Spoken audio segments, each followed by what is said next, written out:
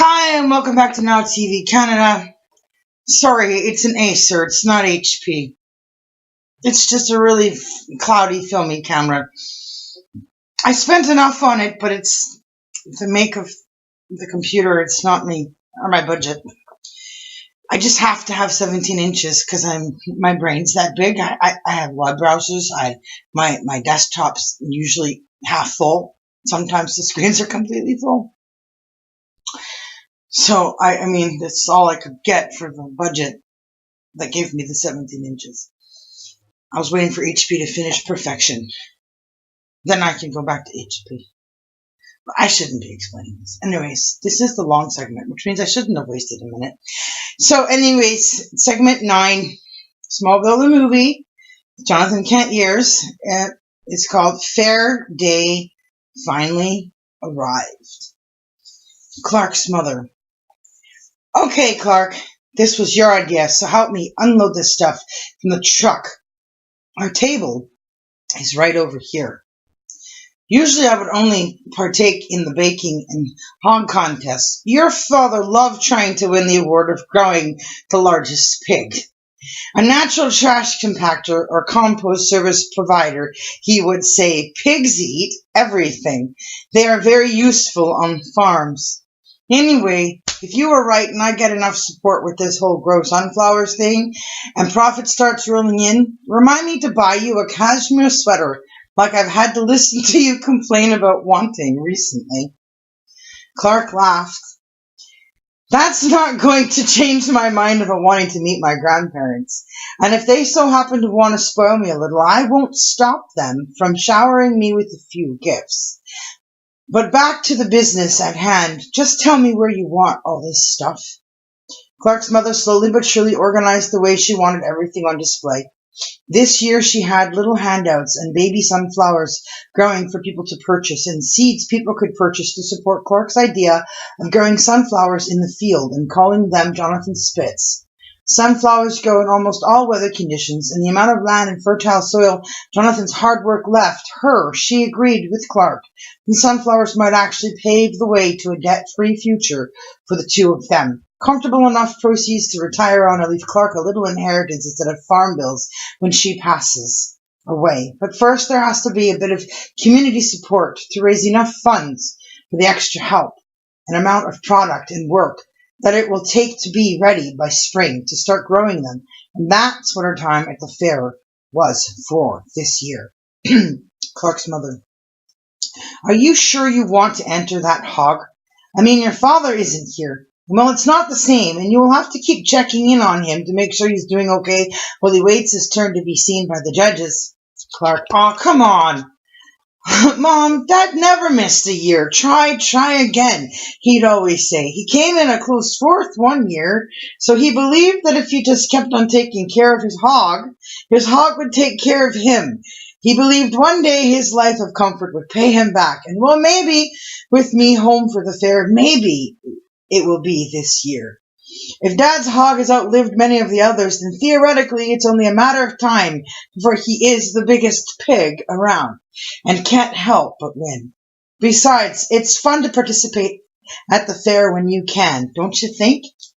Clark's mother. Okay, you're right. Go have fun getting Wilfred comfortable for his long day ahead of him. He's not going to be seen until sometime in the middle of the day, and we won't know who the winner is for hours after that in the evening around the same time as the pie eating contest. I'm going to go to take a walk after I get Wilfred in place, Clark says. You know, I've always wondered where Dad came up with the name for the pig. He would never tell me when I asked. He just laughed and smiled. One day, son, one day you'll know, just not today. Then he'd laugh to himself and walk away. Anyway, I want to go have a bit of fun before it gets too busy here at our booth and you need me here. Clark's mother says, okay, Clark, you go. Have a good time. I'm pretty sure I can handle the table while you run off and play. But make sure, come the busy hours starting around 2, that you're back here, okay? Clark said, yes, Mother. Now, to get this big guy put in place and nicely situated in the shade for the day. I want to see Wilfred live as long as he can. Pigs that are stuck in the sun for events like this don't do as well. Clark's mother. You are right, your father has spoiled that pig. Wilfred is accustomed to shade. He's not one to spend days lying around covered in mud, lying in the sun. He's a rather odd pig. He's not like his counterparts. He doesn't care to get all dirty, and he's fussy about what he eats, too. Cost your dad more to feed him than all the other ones he's ever cared for. Guess it was something about the bond between the two of them. They say man's best friend is a dog, but in your father's case, I think it was this darn fella right here, Wilfred. Okay, Wilfred, you go win one for the boss, okay? Maybe this year will be your year to shine, Wilfred. She petted him and waved Clark off. After Clark settled Wilfred into place, he drove the truck to their designated spot in the parking lot and put his fair contestant pass around his neck and started his long trek from the beginning at the gates around the grounds. It wasn't long before he found her, perched perfectly on the swing, with her long, bare legs showing, the beautiful shade of her porcelain skin, and her long, flowing hair just on this side of light golden brown. He hadn't seen her since first aid class, but just as she said, she kept her word and took her place, as she said she would. She saw Clark as he was drawing closer, waved and smiled at him. He waved back. Moments later, he found himself in the lineup, and there is where his mother found him. Clark's mother looking at the girl and then looking at her son, rolling her eyes. Clark, do you really think that's fair? I mean, you can't miss after all. And then Clark says, oh, hey, Mom, watching the table. Who's watching the table and where are you going? And Clark says, Margaret is here, his mother says. I forgot some things in the truck, so she said she'd watch the table till I got back. You be sure to go easy on her. You have good taste, son. This one is very pretty, and her skin, even I noticed that hers hasn't been ruined by tanning too much in the sun. Who is she? Clark says, oh, that's the first aid teacher I told you about. She's the one that gave your son his first Red Cross certificate and made him into a bona fide lifesaver. He chuckled. I told her I would pitch in to try and help reduce how many of these other guys win the chance to come back here later tonight to kiss her with their winning tickets at the kissing booth. Clark's mother. Nice save, Clark, but I'm your mother. I know you better than that. She poked him in the ribs. Just don't win too many times to make it too unfair for the others. I'll see you back at our table when you're done. Clark said, yes, mother, and off she went to the truck, the spare keys she had brought. A minute later, his mother turned around and asked, by the way, what's her name? Your first aid teacher. Clark says, this is what I did when I was writing it deliberately. I have one name for the character, and then I put my name in as a pose that I could be myself, or the character could be that of the writer as herself, because I have first aid and I'm just short of going for my training ticket in real life. So he is going to say Jennifer for the rest of this part, which we can work out when we're all fixing it up on whether to use a real name versus a fictitious name. So he says to his mother, Jennifer. Clark's mother says, very popular name, and I'd say a pretty good one for a first aid teacher. It's a strong name. Then she turned away and off she went. Jennifer could see Clark talking to someone, but he was too far back in the line with all the noise going on to be able to make out what he was saying to that lady. Once at the front of the line, though, she was quick to make small talk with Clark. Jennifer says, so, who was that lady you were talking with a few minutes ago? She doesn't look like your type and trite old. She laughed.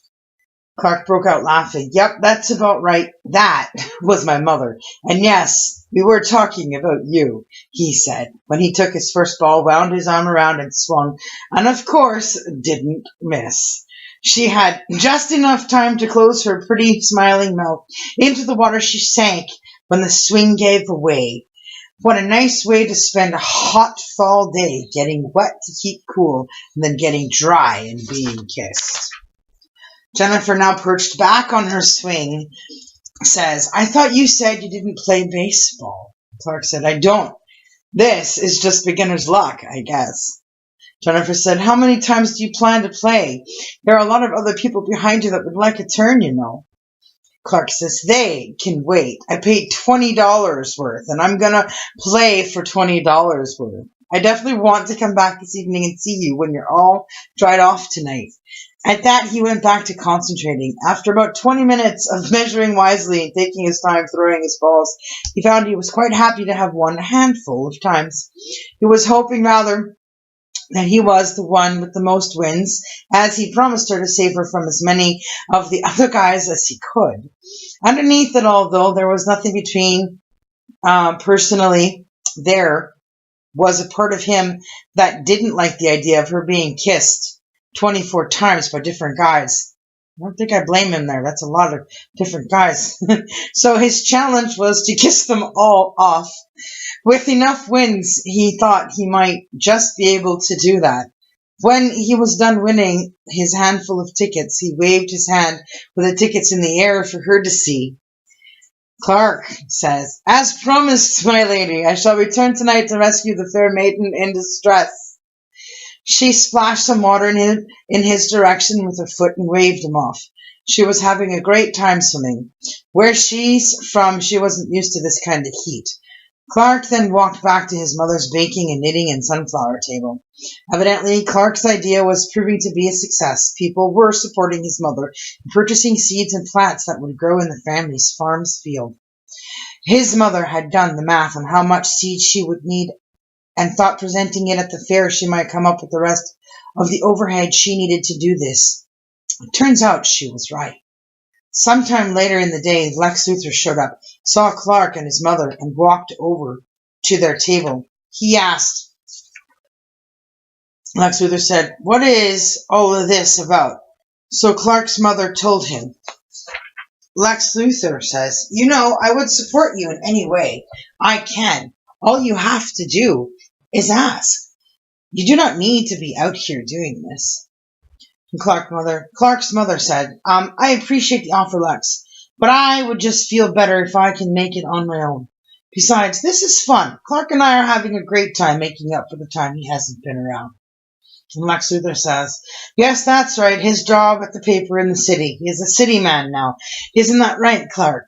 Clark says, "Gotta be a man and move on with life sometime, right, Lex? So how is the burnt field doing? Did you find your culprit yet?" Lex Luthor says, "DNA test shows whoever it is not from around here, so I'm going to have to spend a bit more money on seeing if her DNA can be matched anywhere. But otherwise, all I know is that she wears rose lipstick and drinks whiskey and smokes cigarettes while she is driving." Clark says, "Sounds like trouble. I hope I don't run into her while I'm driving. But if I do, I will certainly let you know. Anyone who smokes and drinks while driving must have a third arm, so for the sake of your loss, we would want her to be taken off the road as soon as possible." Lex Luthor says, "Agreed. I was trying to figure that out myself. I got it in my head that she must have been driving with her knees or something. It's a wonder she didn't ditch her car at the time she threw the cigarette. Lord only knows how drunk she was." Clark says, "Scary thought with all the kids that are growing up around here these days." Lex Luthor says, "Yes, I agree. Anyway, as for the field, I did a bit of research, and coincidentally I have come up with a similar idea as your mother, to use the field to do something productive that honors where we live, and it's fun too. I'm going to grow corn, and then make a corn maze out of it. Apparently once upon a time, McDonald's made the biggest corn maze in the world. Now my field may not be as big as Benson Farms, but I can still do something fun, like the new Lex Luthor core symbol, or the new Luthor core symbol, and watch how long it takes people to wander their way through and out the other side. But like your mom's sunflowers, it won't be ready until next year." Clark says, "Well then, I guess I will have to come back to see the results of what both of you do. I couldn't miss the fun of your maze or the beauty of my mother's sunflowers." Which, by the way, the sunflowers will be called Johnathan Spitz, of which one produced and bag you are welcome to buy as much as you feel you can eat over the course of a decade or two. Lex Luthor laughed. "I will certainly do so." They shook hands, and Lex left with a small group of people he was walking through the fair with. Around 6:30 that night, Clark turned to his mother and said, "Do you think you have a handle on things here? There is something I need to go and do." He showed his mother a string of kissing booth tickets with a large smile and a glow about him she'd never seen him have before. With a shine in his eye like he was looking forward to being a little mischievous. Something told his mother he might just actually like this one. What do you know, she thought to herself. Clark's mother says, "Go on, Clark, get out of here. I hope she doesn't slap you too hard for trying to kiss her 12 times. You barely know her. You've done a great job helping your mother today. You are free to go play." Clark kissed Mother on the cheek and said goodbye. Moments later, there he was standing behind around 6 or 7 guys, all eager and anxious to kiss a pretty lady. They won a ticket for the opportunity to get to know one of the newest strangers in town. There was just something different about this one, from their ordinary same old that all the guys in the lineup clearly agreed on. The others saw Clark's string of tickets and they moaned and groaned with jealousy. One of the guys in the lineup said, "There has always got to be one of those hot shots around. You know, the kind that never misses, and usually that's the guy that also steals the girl. That's not fair. For how hard we average guys work to just win one kiss from the nicest first aid instructor I've ever met." Clark, trying to fit in, says, "I've never played on a baseball team in my entire life, I swear, and I've never tried my hand at the kissing booth until today, so please let me enjoy this moment in my life like the rest of you." All the guys then shut up as the line moved closer. When Clark was next, Jennifer pointed behind him. She said, "Look, guys are leaving. They can see your string of tickets and have given up waiting for their turn. Your plan, it worked. But I have one question," Clark said. "And what is that?" Jennifer says, "Are you going to kiss me 12 times? Or are you going to take one really big kiss from me?"